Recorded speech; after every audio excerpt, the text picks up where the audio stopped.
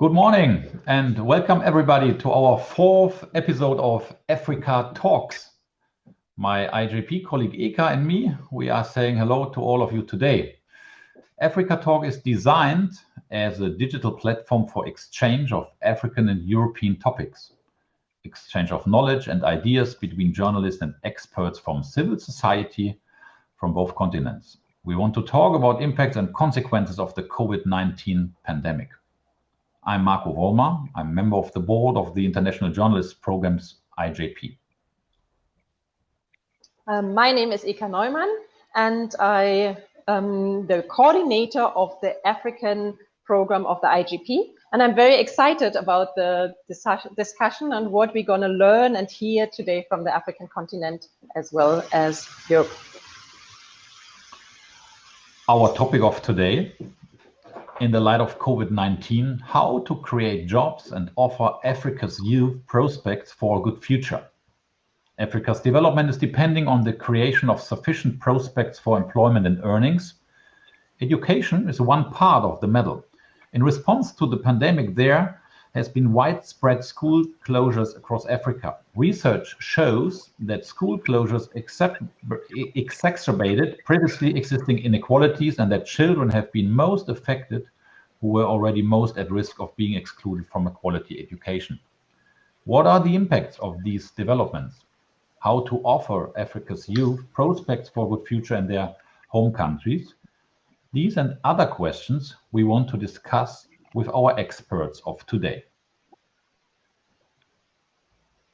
I like to introduce to you Foster Makandawaya. He's an education program manager of Plan International, and he started his work at Plan International about 15 years ago.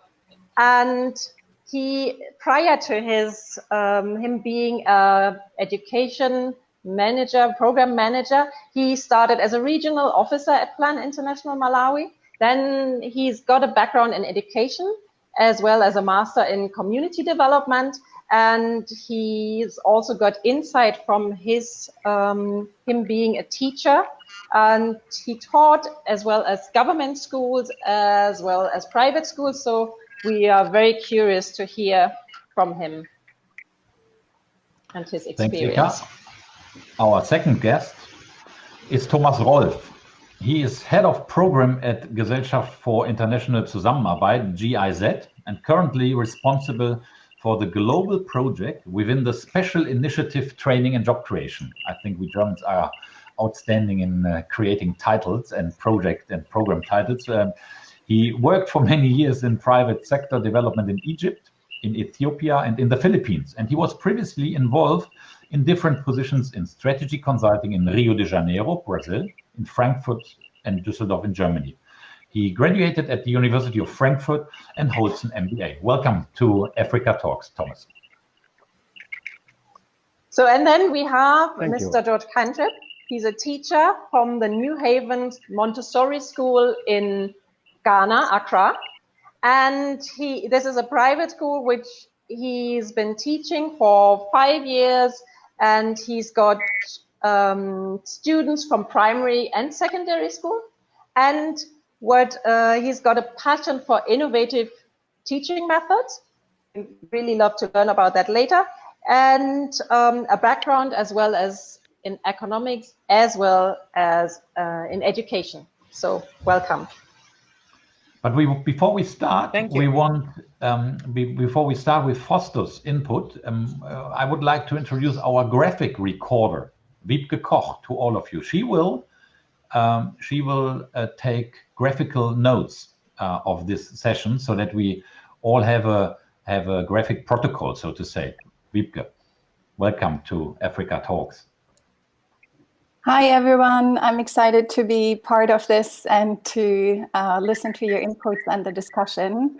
I'm a visual facilitator and graphic recorder, and the notes I take now will be available on the website afterwards as well.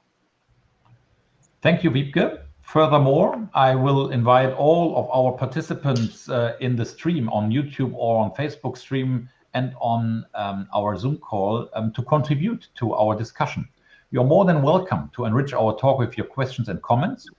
And Now, Foster, the floor is yours, and please be aware that you have 5 minutes for your input. This is an experience we made out of the coming out of the last calls. We will set a countdown, not to make you nervous, but to give you a sign that you see how long you are talking already. And we want to start a discussion, and therefore it is important that we have time to discuss our topics. So, Foster, if you don't mind, we are very honored that you will start your input now. Well, thank you very much, and good morning, everyone. My name is Foster Mkandawira. As Eka has already introduced me, I work for Plan International Malawi. Plan is a child-centered organization working in areas of education, sexually productive health and rights, and also child protection. So to begin with, thank you very much, Marco, and my colleague, George, and also Thomas, for being my counterparts. So to start with, let me just briefly talk about the scale of COVID in Malawi. By now, the confirmed cases for COVID in Malawi is at 5,965. And out of that number, 5,399 are the recovered cases. And so far, we have only registered 185 deaths. So you can see that the scale has not been very devastating as compared to either Germany or any other Western country. Now, to answer your question, Marco, on the impact of COVID on education in Malawi, for example, the impact has been so alarming in the sense that in April this year, there was a hasty close down of school. This happened even before learners had taken their end of term test. That is for primary school, secondary school, and even for the university. And this immediately meant that learning had to discontinue because all the learners had been told to go home, and we immediately, there was also an attempt to close down through the lockdown, so that would have also restricted the movement of the learners, the restriction on the movement of the teachers, and whoever was involved in the education sector. So during the school shutdown, there were a number of issues which emanated, and the first issue which I want to share with the team on the line is the fact that the learning discontinued, and now the children were now found to be loitering in the homes, right? And so difficult to have control over the children. And the first impact is the fact that because of too many household chores, some of the girls, they became pregnant. There was a lot of inequalities among the girls.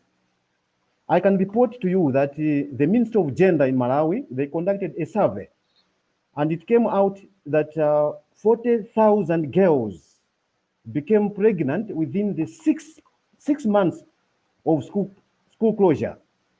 This was a result of idleness, because the girls were not doing anything, and the only thing they could do was to get engaged in sexual activities, and hence the number of it got very high. The other impact was the fact that in Malawi we also have private schools, and the directors and even teachers of private schools, they lost a lot of income, because once the schools had been closed, it means school fees collection had been stopped. So there was a decision that the contracts for teachers in private schools were discontinued, they were curtailed, and this loss led to the loss of income for over 30,000 teachers in Malawi. And in addition to that, it means even the number of learners who were supposed to go back to school through private schools had also reduced.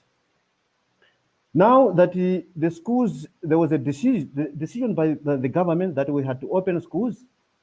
The life in school had not been normal because the space for learning has also been reduced because of the double shifting, just to maintain the social distancing. And to that effect, it meant that the schools were now being managed through the shifting, the staggered learning, where a group of learners were coming in the morning, another group was coming in the afternoon, and this created a lot of pressure on the teachers as well as the learning space, because we had to maintain the social distancing. And the other impact, even after schools had opened, was that among the guidelines for school opening was the fact that all the co-curriculum activities had to stop immediately.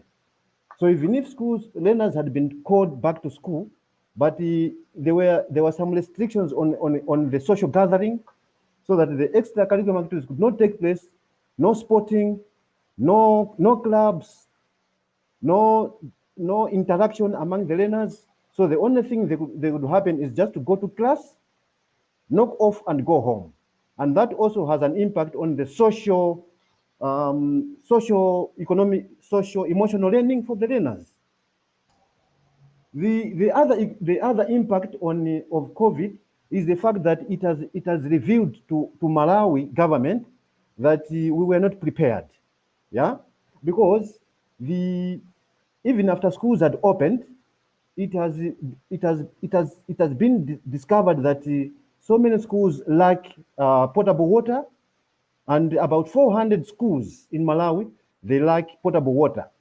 One of the COVID protocols, prevention protocol, is the fact that the learners have to wash hands, teachers have to wash hands, and in the absence of the potable water, it means the habit of hand washing has been hampered in some of the schools because of lack of potable water.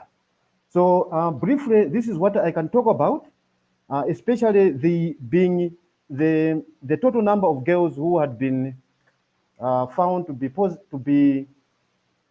pregnant is so high, about 40,000 girls who were pregnant and they could not return to school. Let me quickly also talk about the positive impact. The positive impact of COVID in Malawi is the fact that we have also learned that we can diversify the learning process. Instead of relying on the classroom setup, we should have also tried to do the online learning, the distant learning, and even make sure that we promote the radio lessons, so that even learners during the emergencies, learners can be able to still attend lessons in spite of the shortage of space in schools. So briefly, this is what I can talk about in terms of the impact of COVID in Malawi education system. Thank you very much, Marco. Okay, thank you very much, Foster Makandraya, for these very interesting insights. And now, Thomas Rolf, now the floor is yours, and we are delighted to hear your input. And we would also appreciate if you could stick to our 5 minutes so that we have time to discuss in the end. Thank you very much. I'm switching on the timer. Yeah, thank you very much really for the opportunity to introduce the special initiative on training and job creation, how it is called. You already mentioned we have long titles sometimes. In short, it's called Invest for Jobs, but it's also a pleasure really to be connected here with colleagues in Malawi and in Ghana. And I'm really looking forward to the discussion afterwards. Now, I mentioned the initiative, in short, Invest for Jobs. It's an initiative by the Federal Ministry of Economic Cooperation and Development and implemented, among others, by the GIZ and the KfW. So the institutions that implement the development cooperation for the federal government in Germany. Now, the political background, just in one word, is that the special initiative is connected to the G20 Compact with Africa and also the Marshall Plan with Africa. And it had, and it has still, the objective to create new and better jobs in selected countries. There are 7. I'm coming to that, and the number is 100,000 jobs. So that is the target. Now, when in February and March, COVID, the pandemic arose, we changed the objective in that way that we kept the 100,000 jobs, but we also added another target, which is to maintain and to keep already existing jobs. And I'm giving one example within the initiative how we did and dealt with that. Now, at the moment, the initiative is active in Morocco, in Tunisia, in Senegal, in Ghana, and in Ethiopia, in Cote d'Ivoire and Rwanda, and hopefully very soon also in Egypt.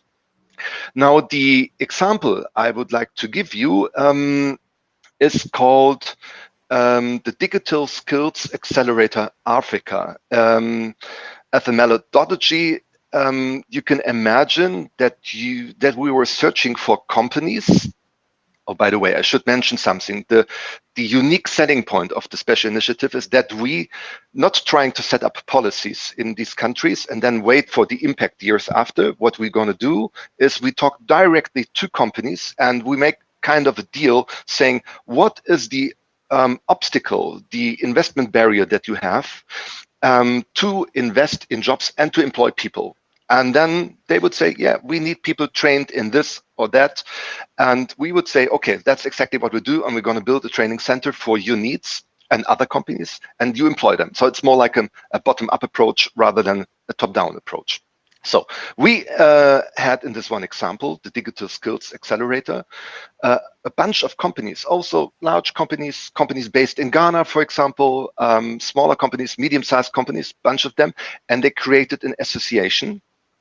And it turns out that the field of digital services, so we're not only talking about programming, but it's like digital services, on-site support, business process outsourcing, this kind of things are a real opportunity and is a trend, I'm rather sure, for African countries where they can expand and create new jobs, especially for young people who come out of school, because traditionally they are more IT connected to rather than probably the oldest generation. So they have like a very good chance to find jobs here. Now, as an example, within the Digital Skills Accelerator Africa, in a response, I mean, we had many of them. One example was that there is a company called Majorel, which is also active in Morocco and in Ghana. And we were able to support them to keep thousands of jobs by supporting them in terms of, for example, transport, in terms of investing into home office possibilities to work also from home and remote, so that not everyone had to sit in a center next to next, so they could keep the jobs. And even though in some, let's say, sectors of digital services like tourism, there was like a decrease, but in other sectors, as you can imagine, especially with the pandemic or connected to the pandemic, we had higher demand in the market, and also that would be the last result, really. Even though we had COVID, there are jobs being built in that sector, and that keeps us very hopeful, and I think it's promising. So this was 5 minutes. Thank you very much. Thank you very much, Rolf, for these interesting and promising insights. And it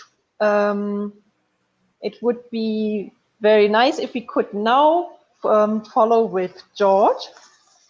I would like to introduce, and maybe you could start with your presentation. Also, 5 minutes would be great, so that we have enough time to still discuss.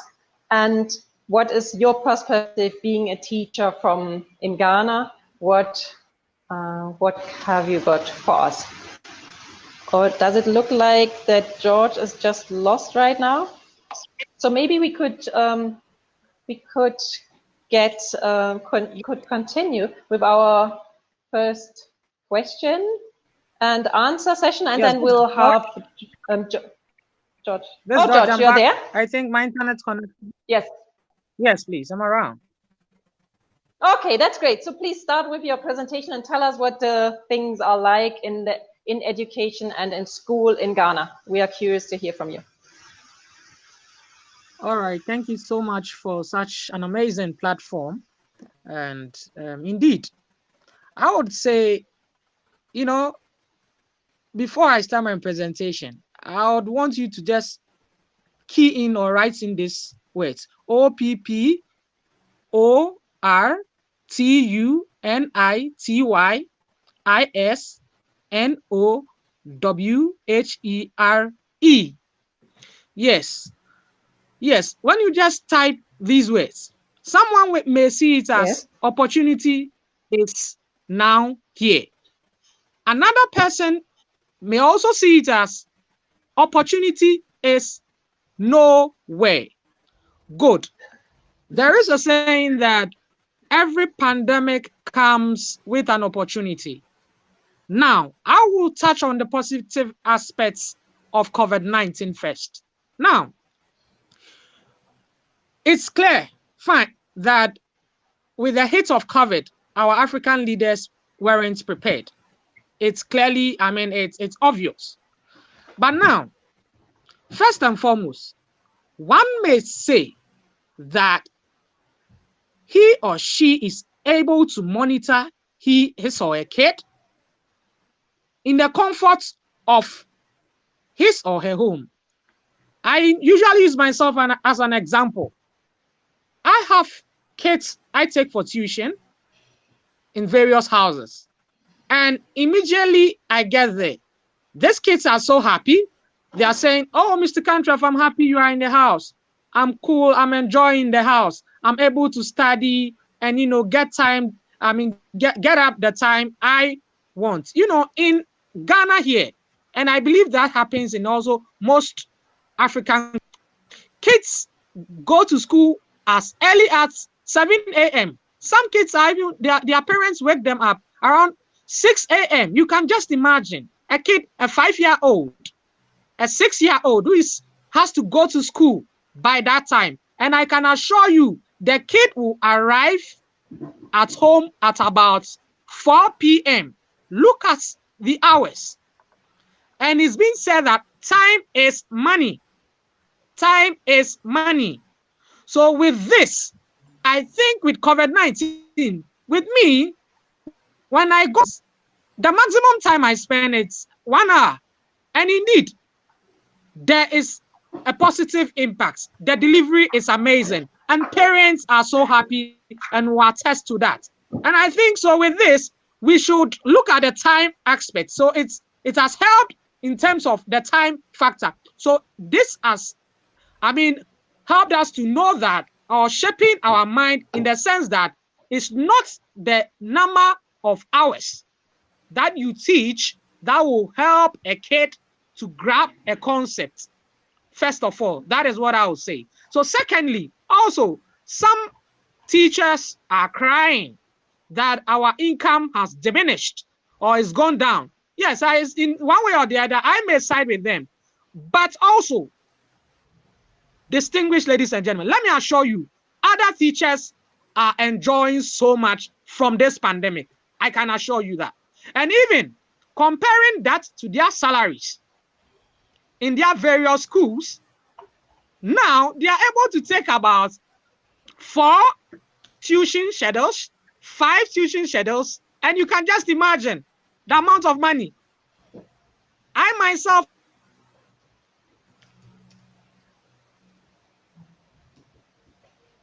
so it looks like we have lost Mr. Cantref. So, but I think we got some of what he wanted to say. Business opportunities for teachers. I grasped come there. to stay. And so we ought to, make up our mind that indeed COVID-19 has come to stay with us, and we should adopt different strategies. Also, now our mode of tuition. Since the kids are in the house, if you are not technology savvy, you are the old-fashioned, you always want to write, I think then you'll be lacking. So one positive impact I think is that it has encouraged or motivated some of us, teachers, to upgrade ourselves in terms of technology. And indeed, it is really helping.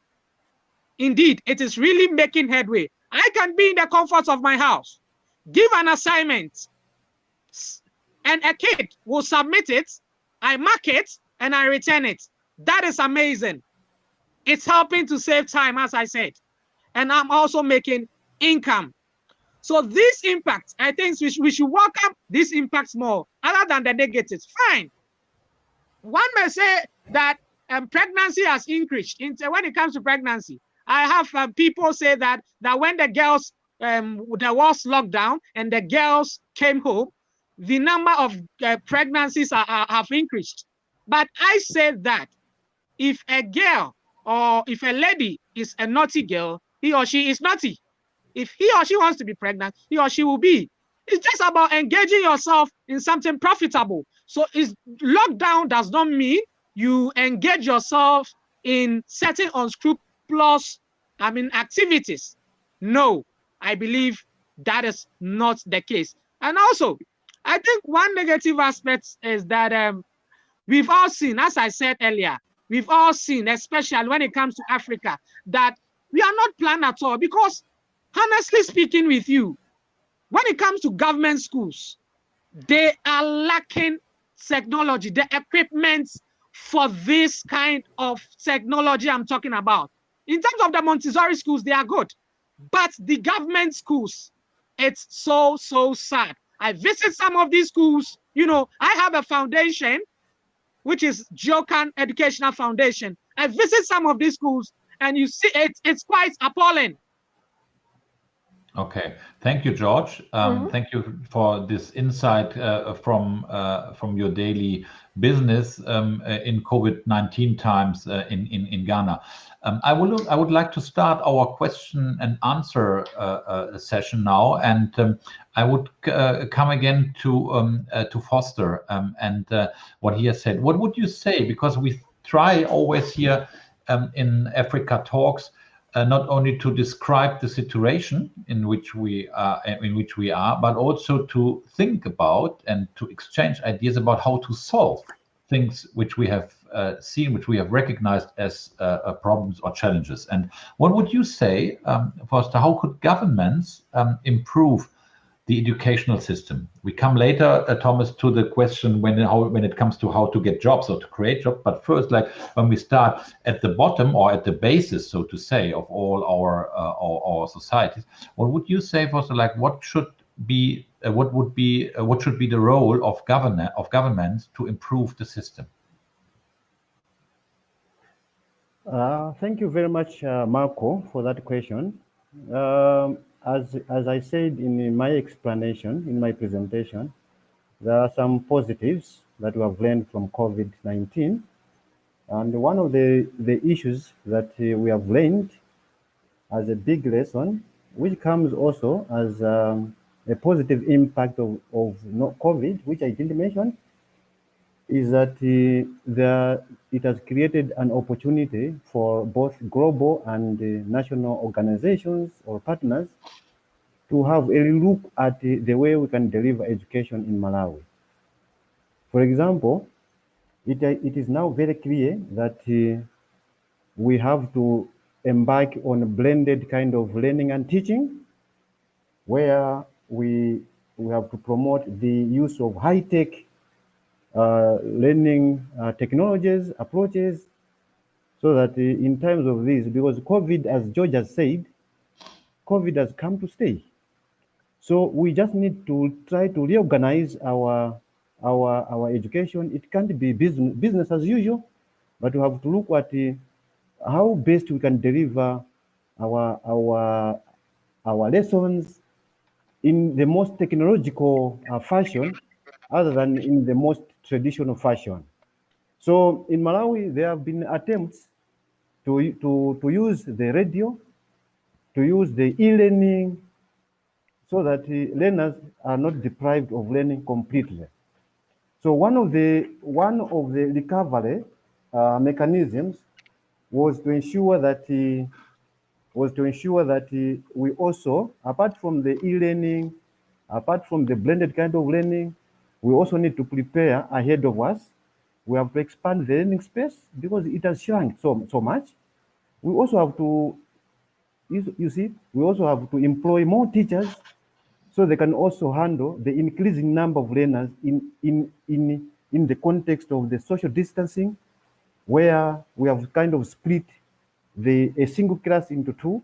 It means where we had one teacher, we need to have one or two more teachers so that they can attend to the increasing number of learners in school.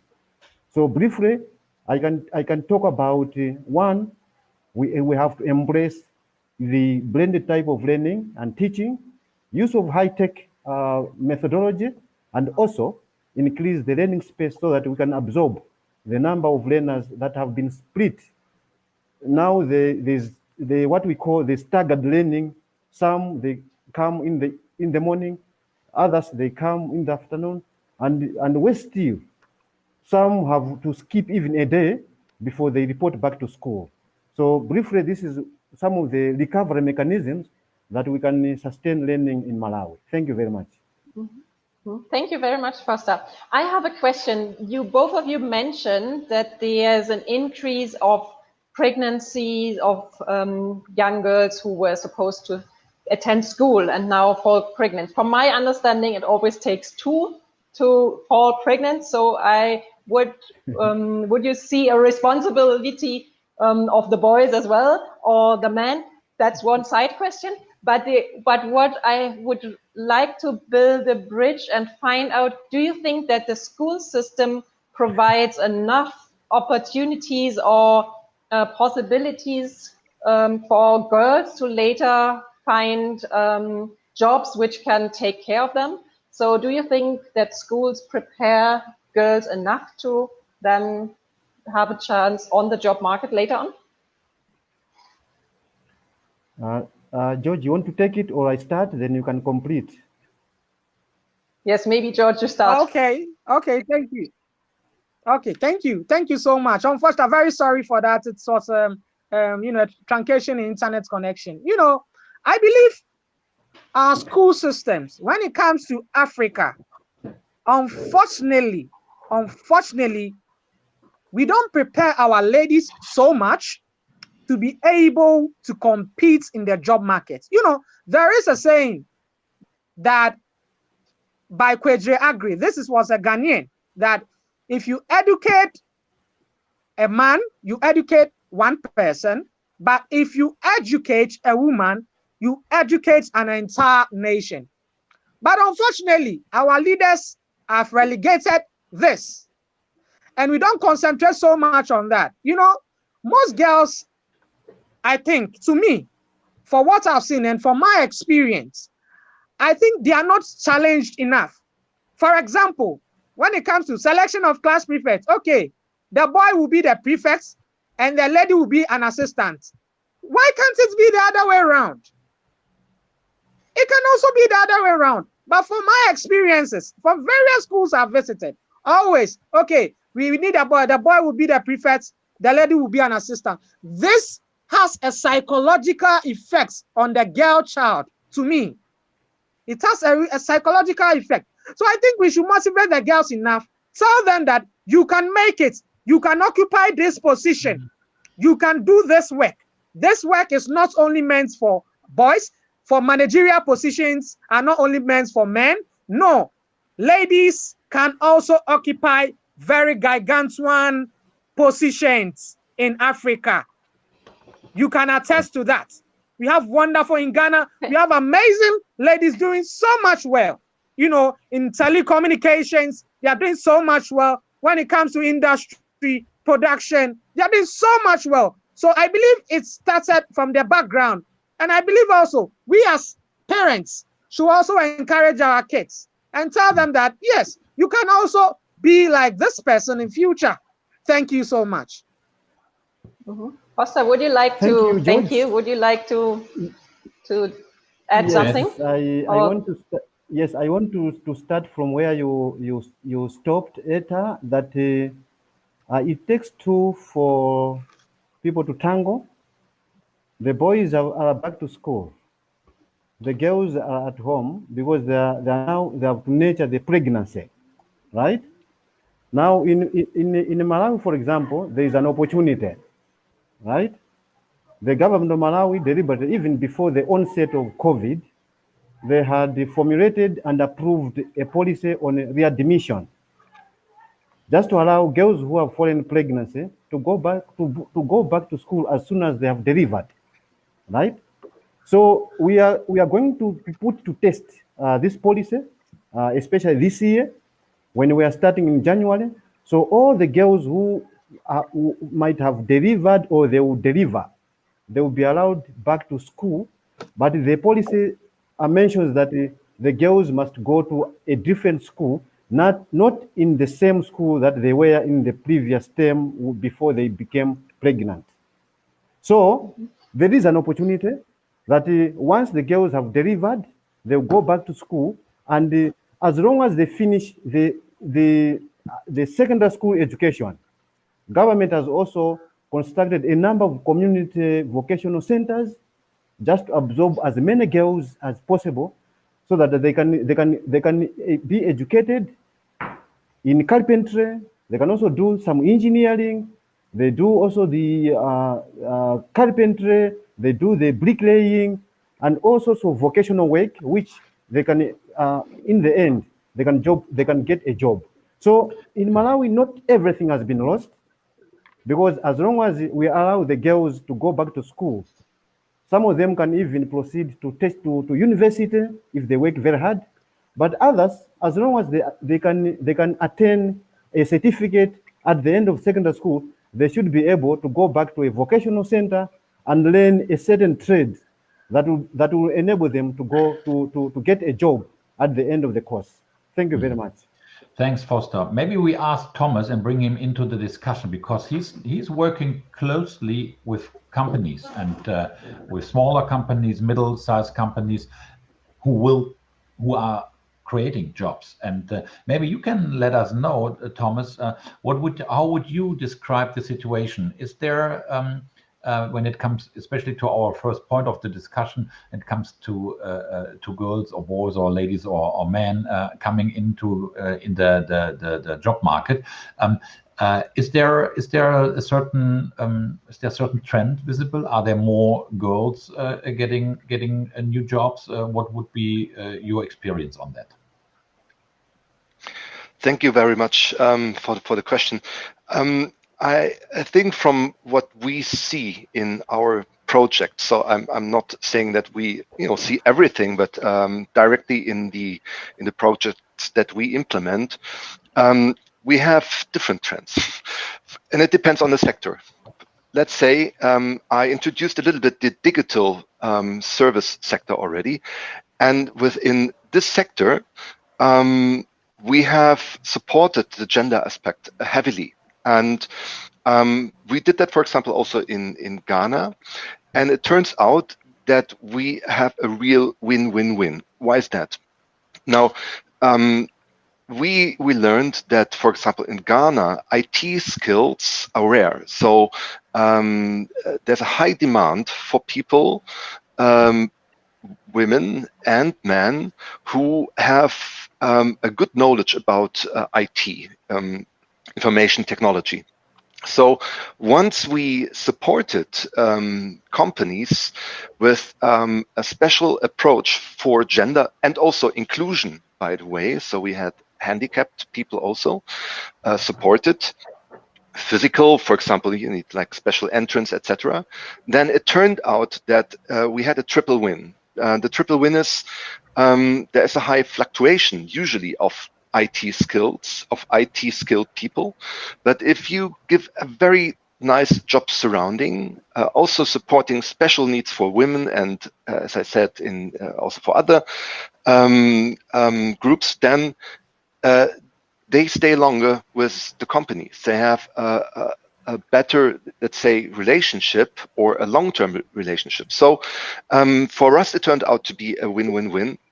But also I have to say, I'm not quite sure about other sectors. So for example, in textile, for example, you have a high grade of females working, for example, in Ethiopia, even though Ethiopia is a topic right now by itself. But so my answer is very wide, I have to say, and it really depends on the sector. I think we have very good experience within the digital skills sector.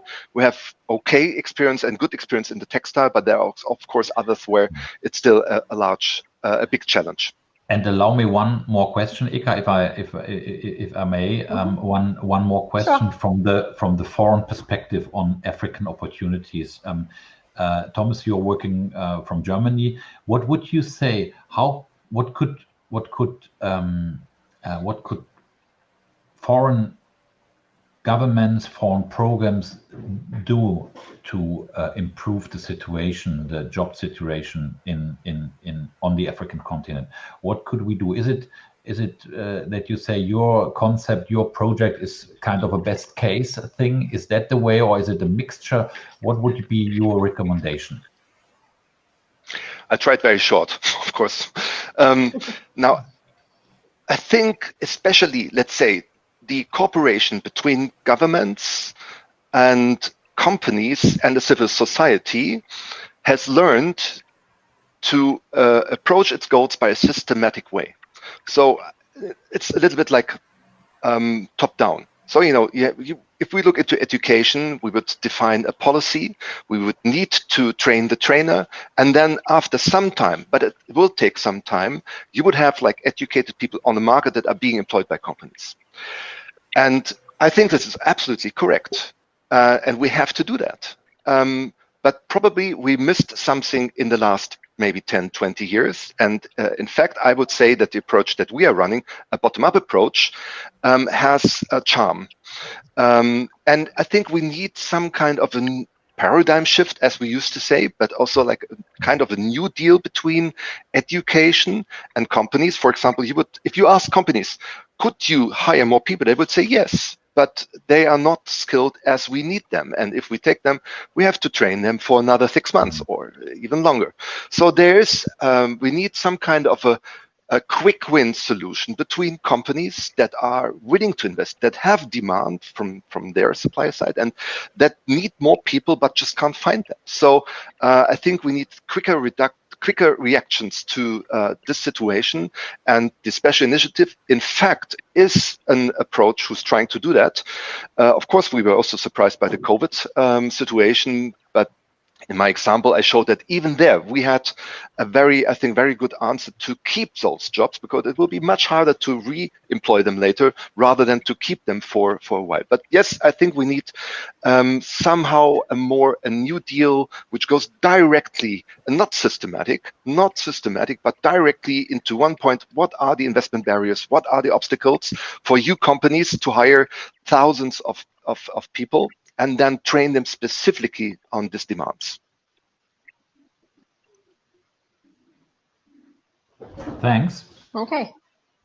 Thank you very much. I have another question. There's millions and millions of jobs needed. Would you have, like, for companies who are maybe watching right now, young entrepreneurs who have ideas, would you have like a key learning or key idea where they could start and which way they could shape maybe their thinking in order to put more emphasis on employment? Okay, question goes good. to? I'll take that. Oh, sorry, Rolf. Sorry.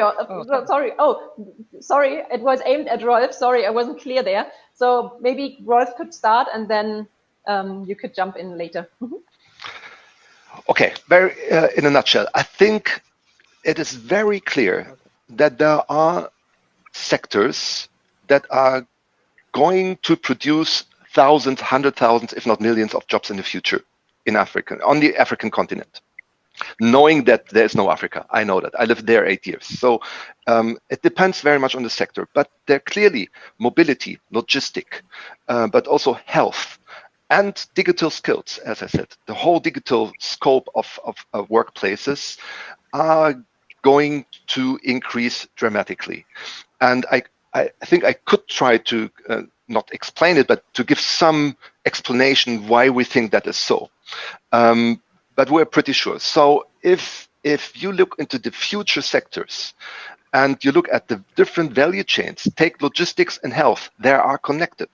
And also they can be connected with digital skills. Maybe we were talking about apps, new innovations that allow to move faster valuables or pharmaceutics through the different countries. That's where we think there's a high potential future for millions of jobs. So, but as we also see, there are a lot of challenges to bring together the training field and the company field into one. And this is where I think we have to learn and be much faster. But yeah, my advice would be look into the future trends, but not in 20 years. This is right up there. After COVID, we talked to a lot of companies, as you said, and we see there's a high interest to go into these countries. And we need a new way of how to sit on one round table and talk with all partners for quick results. We need quick results, and just to complement the systematic work that we did and will do more on the bottom up. I have just a quick follow-up on that one. Would you think that the educational system, like the primary and secondary school system, does it prepare those people who are then part of your programs? Does it prepare them properly, or is there a gap somewhere and something needs to be fixed there? Also depends on the sector. No? And I think I wouldn't dare to give an answer. I think we need to listen to exactly those companies that are going to invest. And they would usually say, yes, we invest millions, 2 digits, 3 digits millions into these countries. Think of, the investment for an industrial park in which you would find operations or production. You have like whole textile production in Ethiopia. This is a huge investment also by the companies. And so they, we need to listen more to them. And to make it in a nutshell, probably what we can do now from the implementing organizations like the GIZ is one. Our task is to bring those people much faster on one table and to identify what are the companies needing, what can the educational side improve also in terms of skills that are needed, because obviously that's one of the experience we had, that the knowledge is not specific enough for the companies to employ them directly. This, I think, is a phenomenon also in Germany, by the way. So this is a worldwide situation, probably. Okay, Foster, have you got something to share on those questions as well?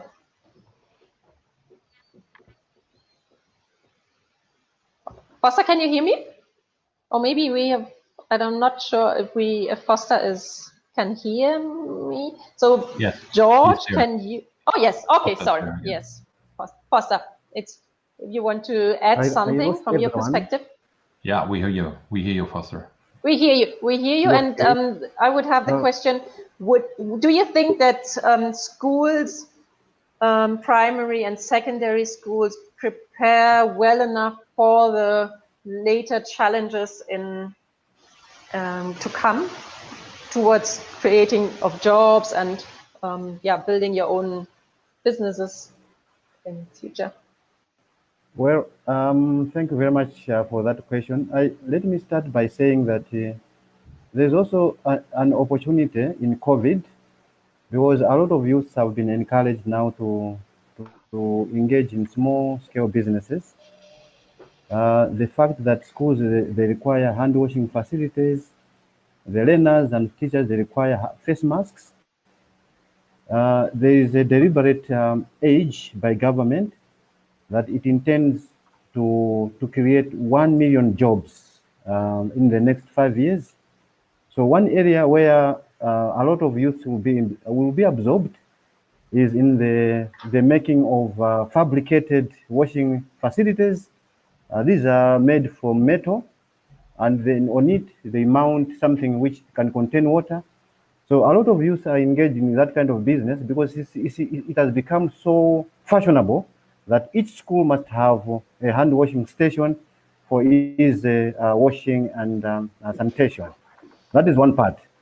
The second part is the fact that once a Malawian secondary school has finished class 4, if they cannot be selected to go to university, as I mentioned earlier on, the government has created a policy where they want to bring vocational training right in the rural areas. So they have set up what they call community-based colleges, where a lot of youths, after they have finished secondary school, they go to undergo several trainings. And this is an opportunity because at a later stage, there are some, they open their own businesses.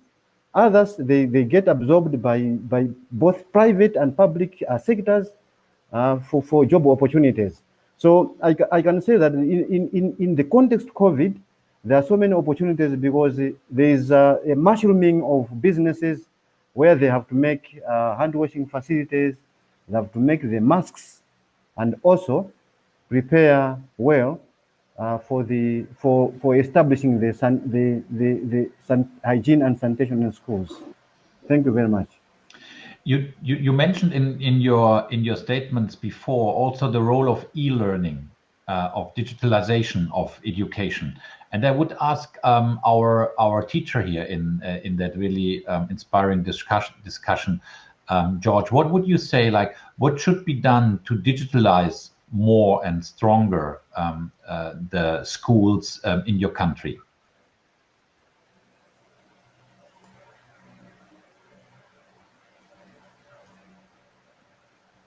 Maybe he is lost yet. There he is again. Oh. George, did you get my question?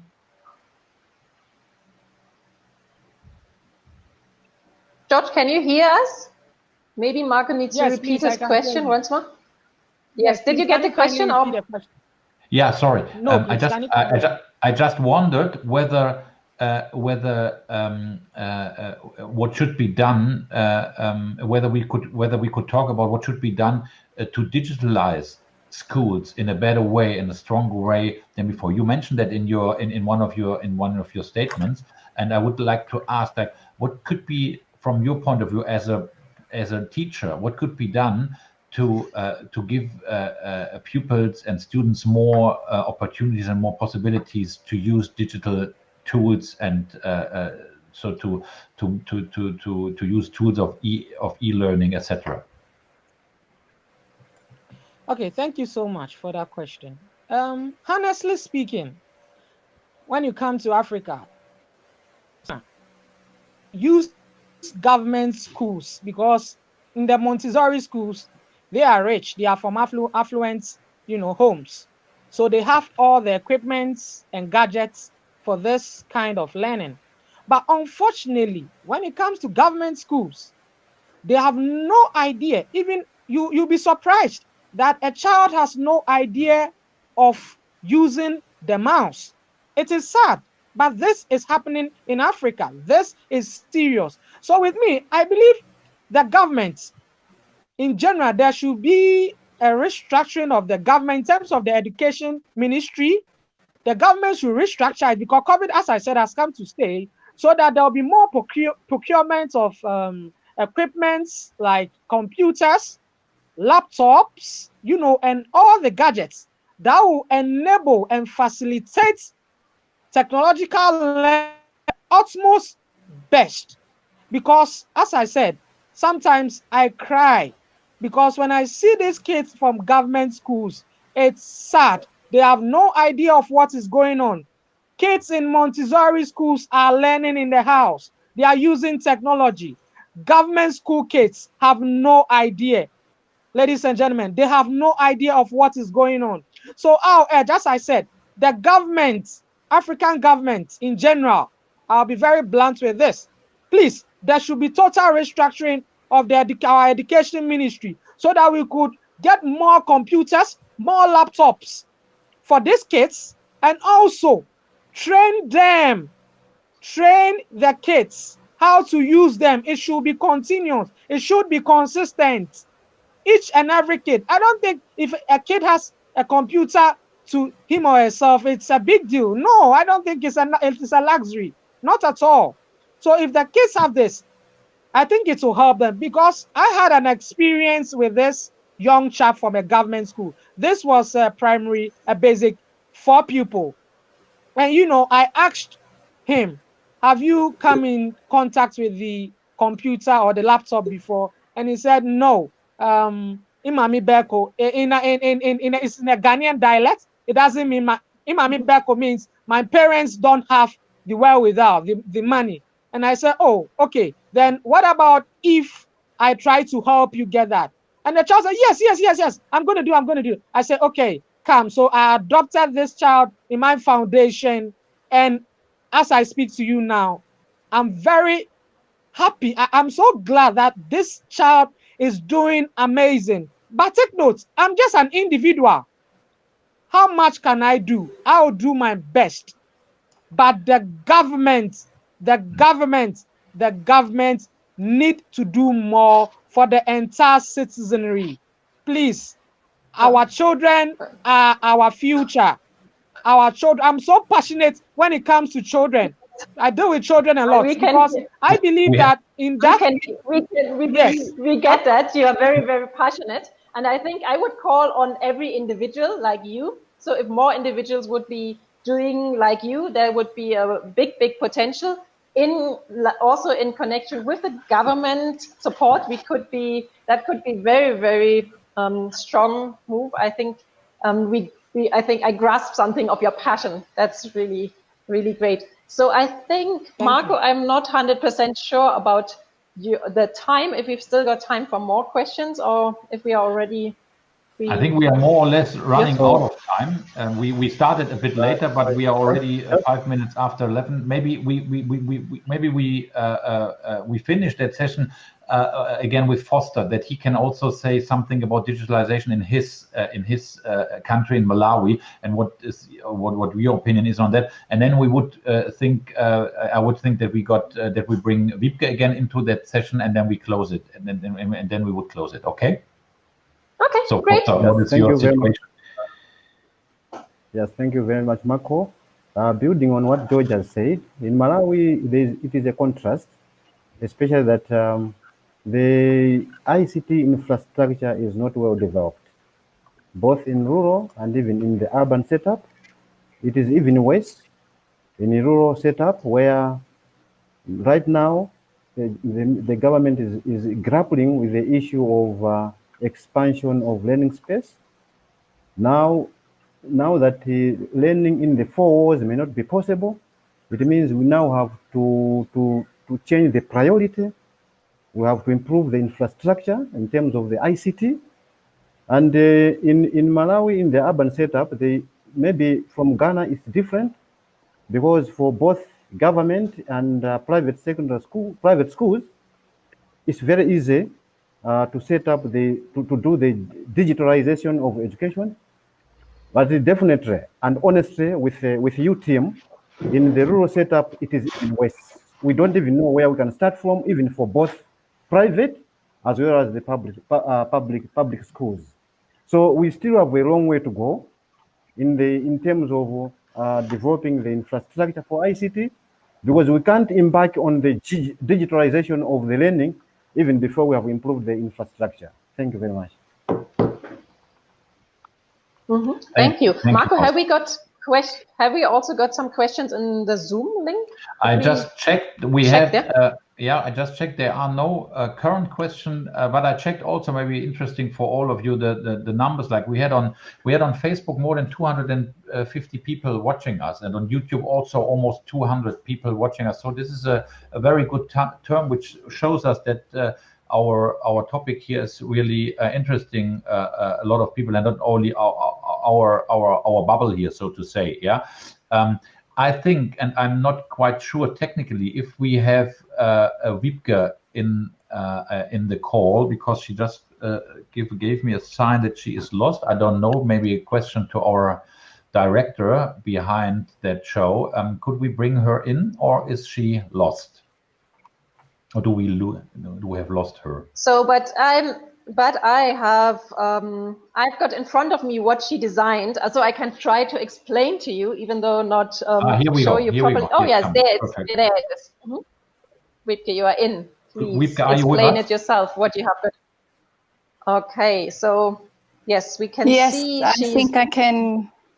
Now we hear you now. Yes. Yeah, we hear you too. So yes, please explain what is. Please explain what you have there, what you grasped from the session. Quickly. Okay. Again, there has been so many beautiful, enriching inputs here. I'll try to summarize what I got. Is the same in both Malawi and Ghana, is an overwhelm of the government not being prepared for the situation as COVID started to happen. In Malawi, interestingly, though, there has only been 185 deaths, which I find remarkable. However, the schools, of course, have been closed, and since then there is no social life for the school children. So therefore, there's a lot of loitering going on. The kids have no activities, and there's over 40,000 girls pregnant, if I understood that correctly.